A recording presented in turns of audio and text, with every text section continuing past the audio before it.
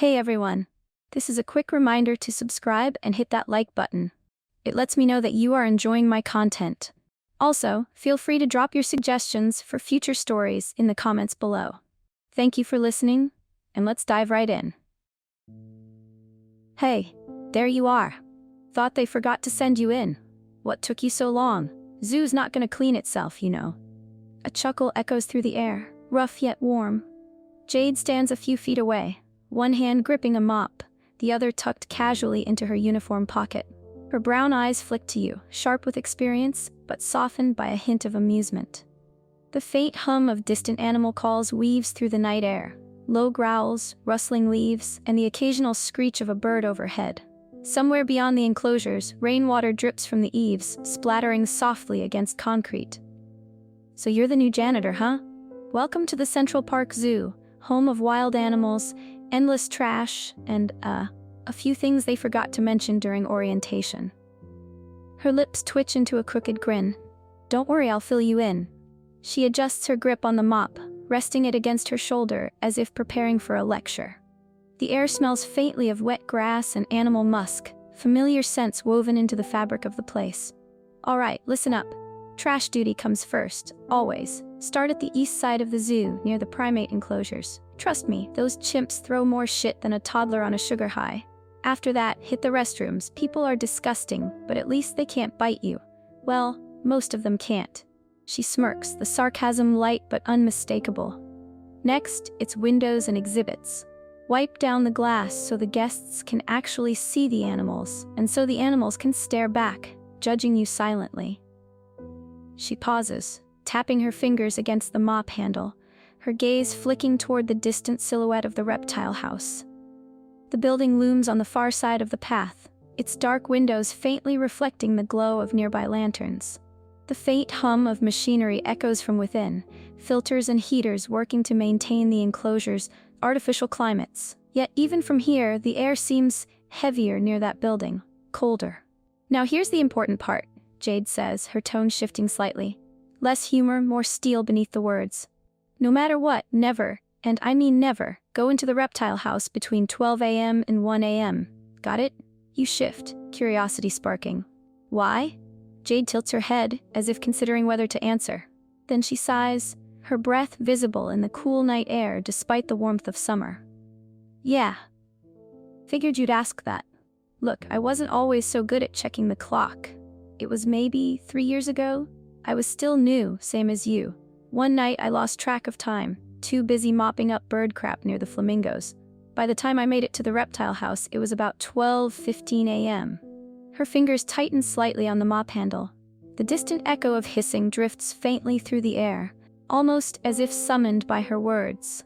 The second I stepped inside, I knew something was wrong. The air was freezing, colder than it had any right to be in the middle of summer. I could see my own breath, hanging in the air like fog. At first, I thought maybe the temperature controls had malfunctioned. Happens sometimes, right? But then I noticed the glass enclosures. Jade's eyes narrow slightly, her voice dropping to a near whisper as if the walls might be listening.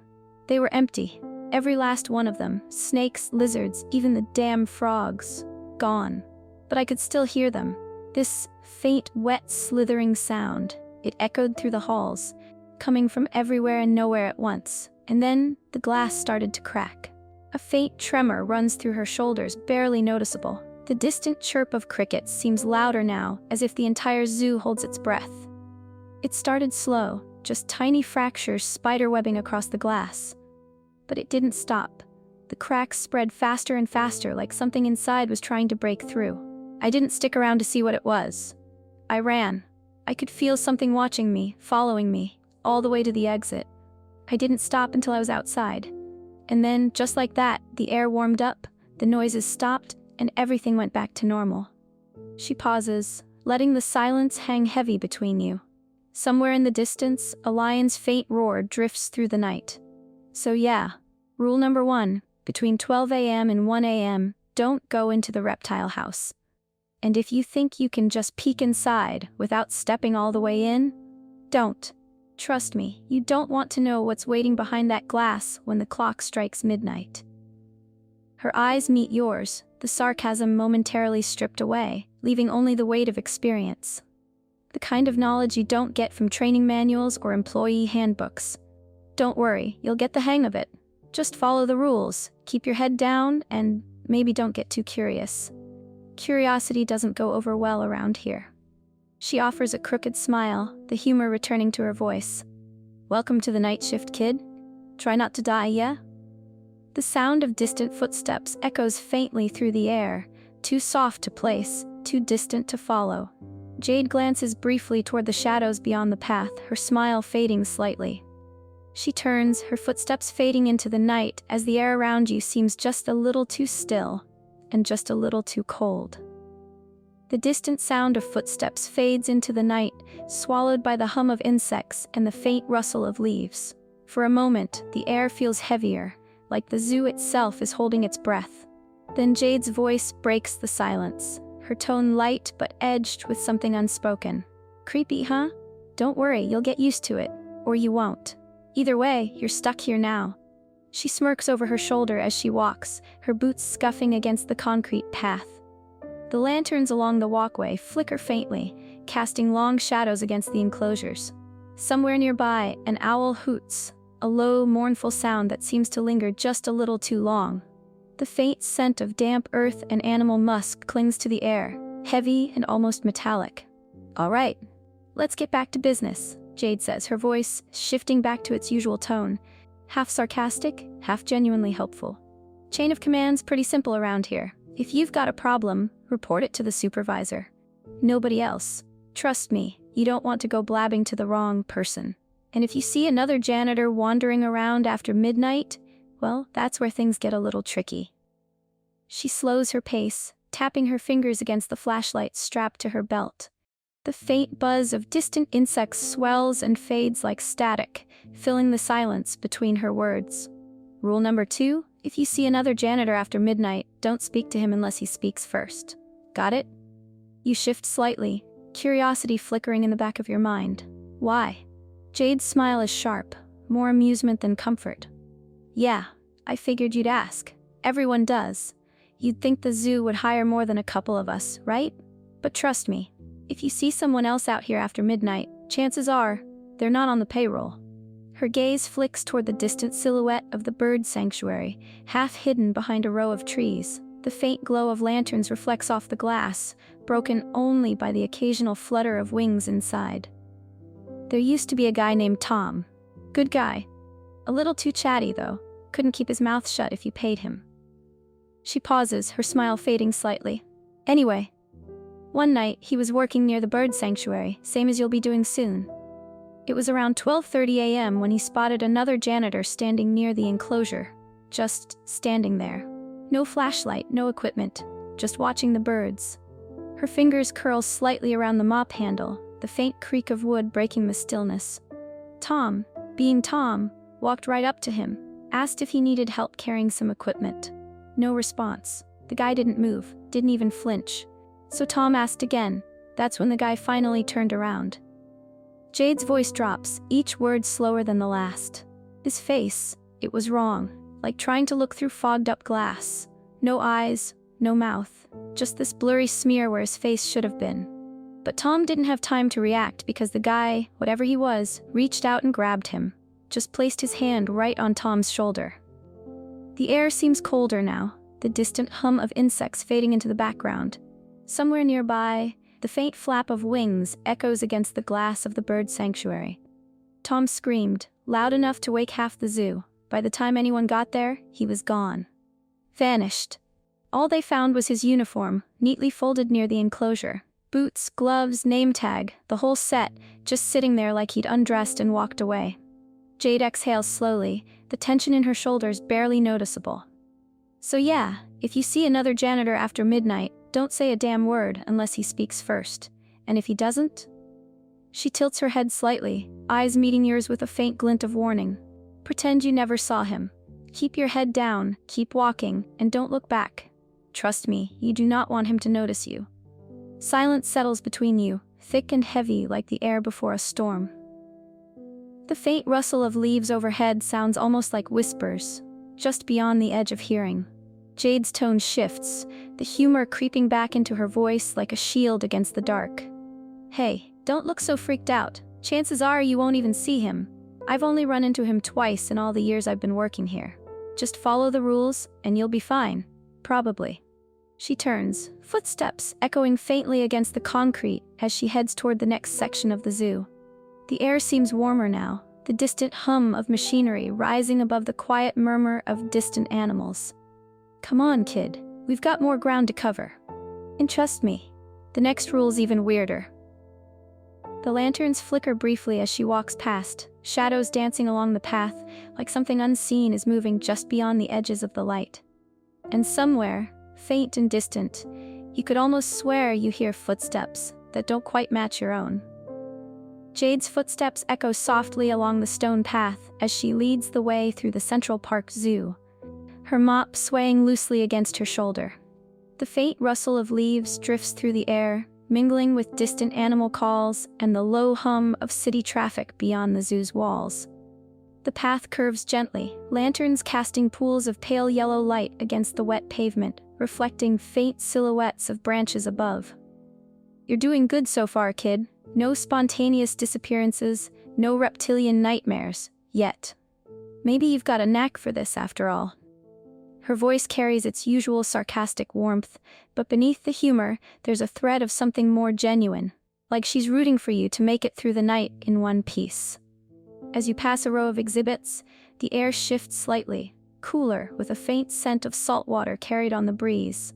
The distant splash of water echoes through the air, mingling with the faint, rhythmic sound of flippers slapping against wet stone. The faint hum of underwater filtration systems vibrates through the ground beneath your boots. Ah, right on cue, Jade mutters, eyes flicking toward a low, glass-walled enclosure nestled just ahead. The faint glow of submerged lights reveals sleek, shadowy shapes darting through the water, swift and graceful despite their rounded bodies. A faint chorus of muffled squawks echoes against the glass, rising and falling in sharp bursts. Welcome to the penguin exhibit, home of everyone's favorite flightless assholes. She smirks faintly, though there's a tension in her shoulders that wasn't there before. All right, listen up, 'cause this one's important. Feeding time's a strict schedule. Don't screw with it, no matter what they tell you.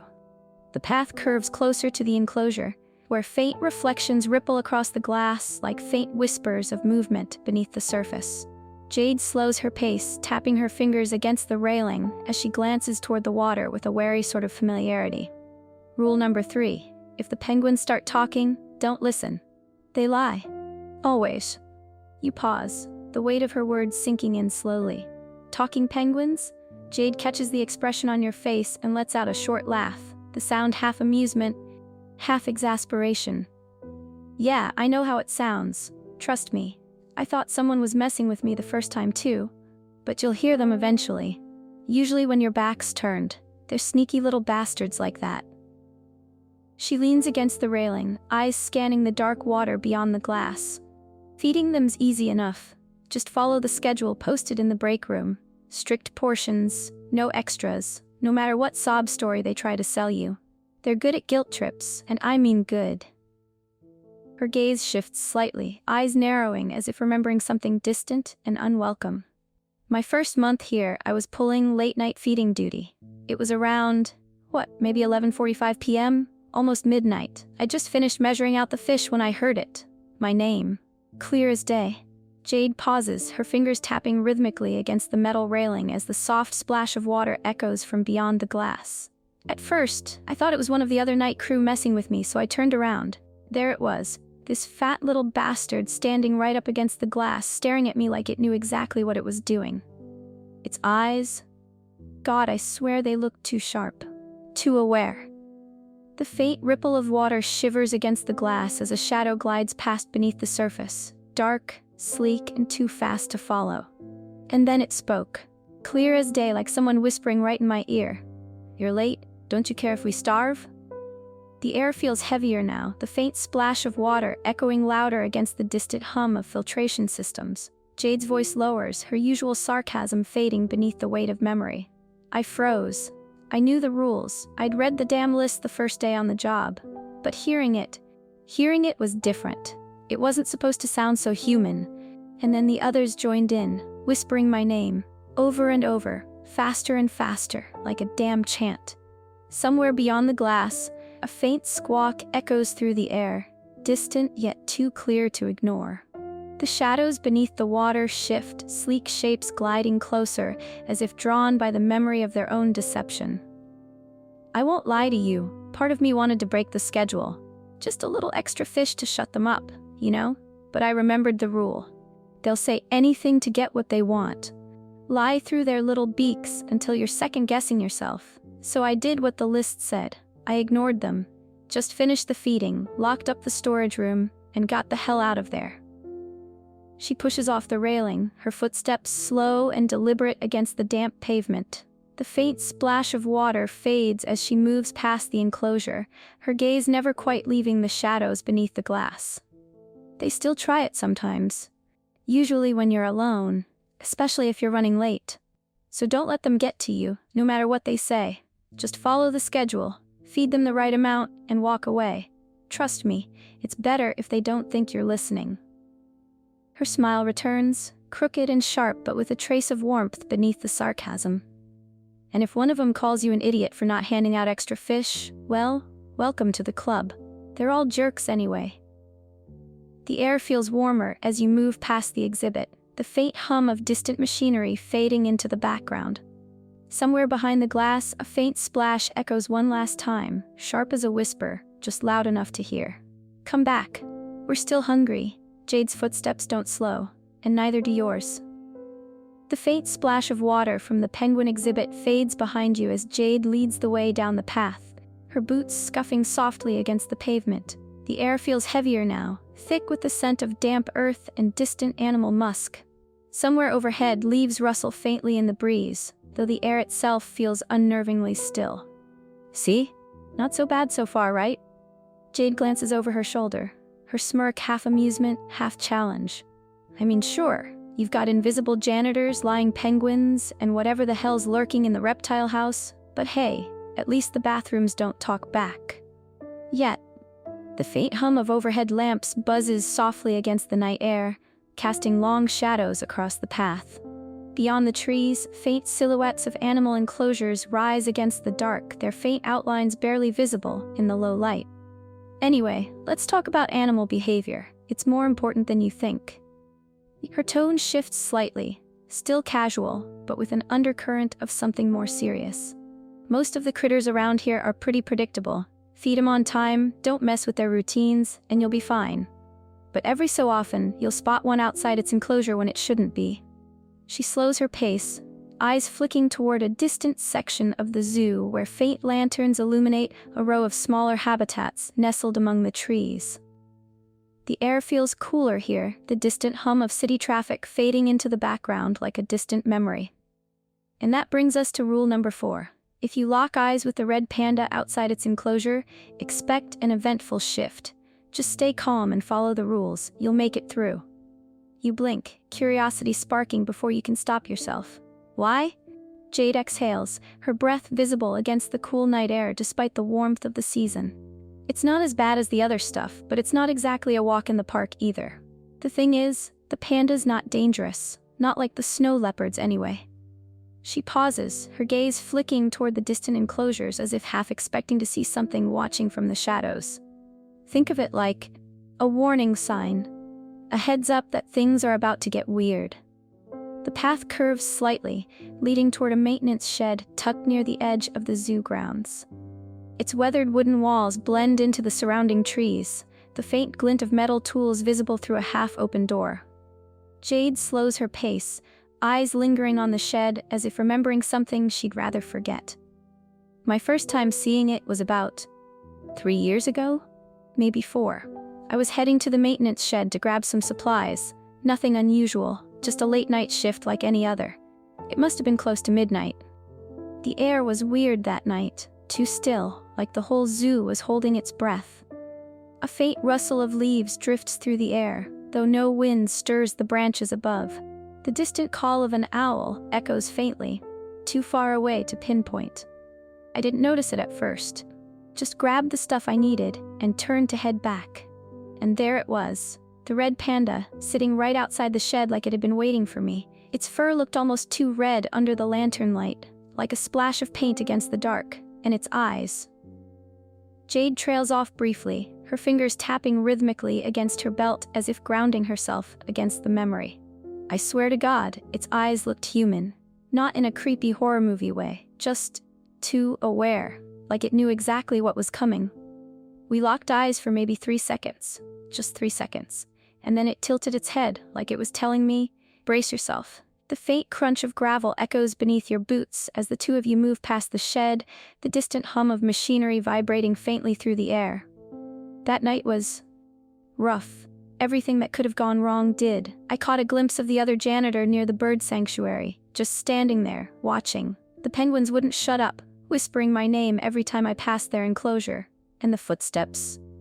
God, the footsteps wouldn't stop. Always just behind me. Always too close. But no matter what happened, I followed the rules. Didn't speak to the janitor, didn't feed the penguins extra, and I sure as hell didn't look back when the footsteps got too loud. A faint breeze stirs the leaves overhead, carrying the distant scent of damp earth and faint traces of animal musk.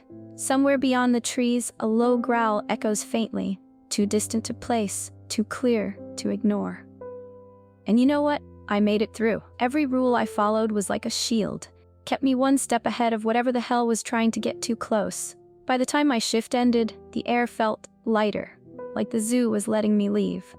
Jade stops, turning to meet your gaze with a faint, crooked smile that doesn't quite reach her eyes. So yeah, if you see the red panda, don't panic. It's not there to hurt you.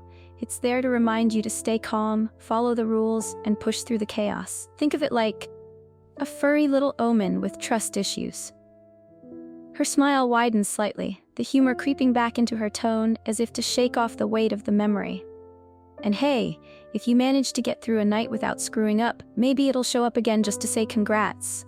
Or maybe it'll just judge you silently from a distance. Honestly, who knows? She starts walking again, her footsteps slow but steady against the damp pavement. The faint hum of overhead lamps buzzes softly against the night air, casting long shadows that seem to shift just a little too much at the edges of your vision. Come on, kid. 2 more rules to go. And trust me, the next one's where things get a little less cute. Somewhere beyond the trees, the faint rustle of leaves echoes softly against the night air. And though you can't see it, you can't shake the feeling that something small, red, and far too aware is watching from the shadows, just out of sight. Jade's footsteps slow as the path curves deeper into the Central Park Zoo. The lanterns thinning out until only scattered pools of light break the darkness. The air feels heavier here, thicker, with the mingled scents of damp earth, faint traces of animal musk, and the distant metallic tang of something harder to place. Somewhere beyond the trees, the faint growl of a predator drifts through the air, too distant to pinpoint but close enough to raise the hairs along the back of your neck. You're holding up pretty well, kid. Most newbies start looking over their shoulders by now. Jade glances at you, her smirk softened by something close to approval. Guess you're either brave or too stubborn to know better. Either way, you've made it this far, but these last 2 rules?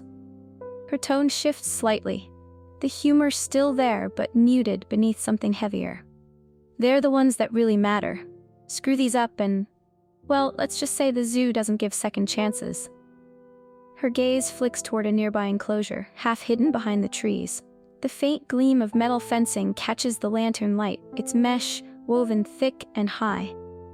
Beyond the fence, shadows shift against the dark, sleek and silent, too large and too fast to follow with your eyes. The faint crunch of paws against gravel echoes softly, almost lost beneath the distant hum of city traffic beyond the zoo walls. Rule number 5. If the snow leopards are roaming outside their enclosure, don't look at them. Not even a glance. You hesitate, curiosity sparking despite the warning. Why? Jade stops, her smile fading as her fingers curl slightly against the mop handle. The faint chill of night air brushes against your skin, colder than it should be this far from the open exhibits. You don't want to know what happens if they catch you looking, she says, her voice quieter now, measured and deliberate. Let's just say they don't leave leftovers. Somewhere beyond the fence, the faint crunch of gravel shifts closer, too soft to be footsteps but too deliberate to be the wind. Jade's gaze flicks toward the sound, her posture stiffening before she looks away again, eyes fixed firmly on the path ahead. There was a guy before me, way before my time. Back when the zoo still hired full night crews instead of just a handful of us. No one remembers his name, but everyone knows what happened. Her footsteps slow, the faint scuff of her boots against the pavement, the only sound beneath the distant hum of overhead lights. One night, he spotted one of the snow leopards outside its enclosure, just standing there at the edge of the path. Most people would have kept walking, but not him. Maybe he thought it was loose. Maybe he was just curious. Either way, he looked. The faint rustle of leaves overhead seems louder now, each shift of branches like something unseen moving through the trees. They found his flashlight the next morning, just the flashlight. The gravel near the enclosure was covered in paw prints and blood. Her voice dips lower, words falling like stones into still water. No body. No clothes, just prints leading back into the shadows like something had dragged him away. A faint breeze stirs the air, carrying the distant scent of wet fur and something faintly metallic. So yeah, if you see them, don't look. Don't even think about looking. Just keep walking, keep your eyes on the ground, and don't stop until they're gone. And if you hear footsteps that sound too soft to be human... She pauses, her eyes meeting yours with the weight of too many nights spent alone in the dark. Walk faster. Silence settles heavy between you, thick and unspoken. Somewhere in the distance, the faint growl of a predator echoes once more, closer this time. Jade's footsteps resume, slow but steady against the damp pavement. All right, last rule. This one's weird, even by our standards. No one knows what they are or why they're here, but trust me, you're better off not thinking too hard about it. The path curves toward the lion enclosure, its metal fencing rising high above the surrounding trees. Lanterns line the walkway here, their pale light reflecting faintly off the glass observation windows. The air smells faintly of straw and distant musk, though the enclosure itself is silent, empty beneath the shadows of the trees beyond. Rule number 6. If you see a family standing by the lion enclosure, ignore them. They're not real. You blink, unsure whether you heard her right. Not real? Jade's smile returns, but there's no humor in it now, only the weight of a memory she can't quite shake. Yeah, I know how it sounds. Hell, I didn't believe it either until I saw them myself. Her footsteps slow as she approaches the fence, eyes flicking briefly toward the glass observation window before looking away again. It was maybe 2 years ago, give or take. I was finishing up the night shift, doing one last walkthrough before clocking out. Everything was quiet, too quiet, honestly. You get used to the background noise around here, so when it goes silent, you know something's off. The faint hum of distant lights buzzes softly against the night air, casting faint halos against the glass. I spotted them standing right here, just beyond the fence. A man, a woman, and a little girl, all standing still as statues, just staring into the empty enclosure. No movement, no sound, just standing there like they'd been waiting for someone to notice them. The faint crunch of gravel echoes beneath your boots as the two of you approach the fence. Beyond the glass, the enclosure stands empty. No lions, no movement, just the faint gleam of distant trees against the dark. I should have ignored them. I know that now, but I thought maybe they'd gotten lost or wandered in after hours. So I walked over, asked if they needed help. The moment I opened my mouth, they... Jade hesitates, the words catching slightly before she pushes them out. They vanished, just blinked out of existence like they'd never been there. No sound, no footsteps, nothing, just gone. Somewhere beyond the fence, the faint rustle of leaves drifts through the air. Too soft to follow but impossible to ignore. I've seen them a few times since then, always from a distance, always standing still. They never move, never speak, never react to anything. Just stand there, staring into the enclosure like they're waiting for something. Her eyes flick toward you, sharp despite the faint humor that creeps back into her voice. So if you see them, just keep walking. Don't stop, don't stare, and for God's sake, don't try to talk to them. They're not real, and you don't want to find out what happens if they decide to notice you. Silence settles heavy between you, the distant hum of machinery fading into the background like the distant memory of something half forgotten. The air feels colder here, thicker with something unseen that lingers just beyond the edges of the lantern light. "All right, that's the last of the rules," Jade says, her tone shifting back towards something lighter, though the weight beneath her words never fully fades. "Follow them and you'll be fine, probably. Screw them up and, well, let's just say the zoo's got a pretty strict no refunds policy." Her smile returns, crooked, sarcastic, and just a little too sharp around the edges. "Welcome to the night shift, kid. Try not to get eaten." She smirks, though the humor in her eyes is tempered by something more serious. "Not bad for your first night. Most newbies either quit or run screaming before I get to the snow leopards. Guess you've got a stronger stomach than most." Her footsteps echo faintly as she steps closer, pulling a folded sheet of paper from the front pocket of her uniform.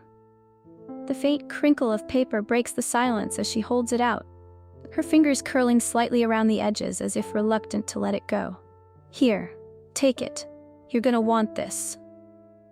The paper feels heavier than it should as you unfold it beneath the pale lantern light. The words are printed in neat, blocky handwriting. Simple, clear, and unmistakable. Rules for the night shift, Central Park Zoo. Between 12 a.m. and 1 a.m., do not enter the Reptile House. If you see another janitor after midnight, do not speak unless he speaks first. If the penguins start talking, do not listen. They lie.